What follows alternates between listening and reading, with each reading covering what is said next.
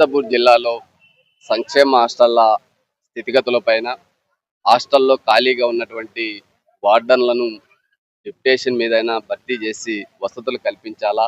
పిల్లల యొక్క పరిస్థితి చాలా దయనీయంగా ఉంది.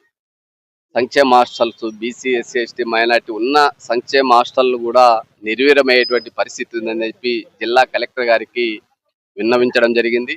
అదే సందర్భంగా విద్య యొక్క వ్యాపారం పైన ప్రైవేట్ కార్పొరేట్ విద్యా సంస్థలు అనంతపూర్ జిల్లా ప్రజల్ని జలగల్లా పీక్కుతుంటున్నటువంటి అంశం పైన ప్రైవేట్ కార్పొరేట్ ఆసుపత్రులు ఈరోజు ప్రభుత్వ ఆసుపత్రుల్లోకి వెళితే వైద్యం ఉండదు, ప్రైవేట్ కార్పొరేట్ ఆసుపత్రులకు వెళితే చావే అని చందంగా ఈరోజు ప్రజలు ప్రతిరోజు ఒకవైపు వేల కోట్ల రూపాయలు ఆరోగ్యశ్రీ పేరుతో ఎక్కడ వెళ్తున్నాయి నిధులు, ప్రజల ప్రాణాలకి రక్షణ లేకపోతే జిల్లా కలెక్టర్గా మీరు చర్యలు తీసుకుంటారా, లేదా రాష్ట్ర ప్రభుత్వం ఖర్చు పెడుతున్నటువంటి నిధులకు అర్థం లేకుండా వేల కోట్ల రూపాయలతో ఆరోగ్యశ్రీ నిధులు కొల్లగొడుతున్నటువంటి ప్రైవేట్ కార్పొరేట్ ఆసుపత్రుల దందాన్ని అడ్డుకట్ట వేయాల్సినటువంటి బాధ్యత మీకు ఉందా లేదా అని చెప్పి కలెక్టర్ గారికి విన్నవించడం జరిగింది.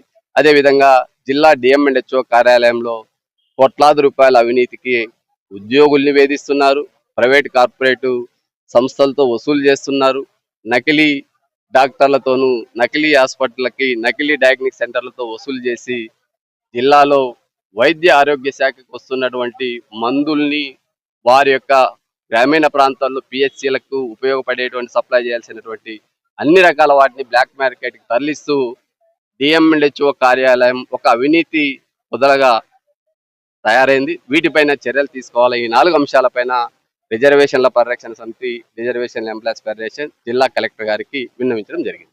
Thank you. ఫాలో చేయొచ్చు కదా అండి ప్లీజ్.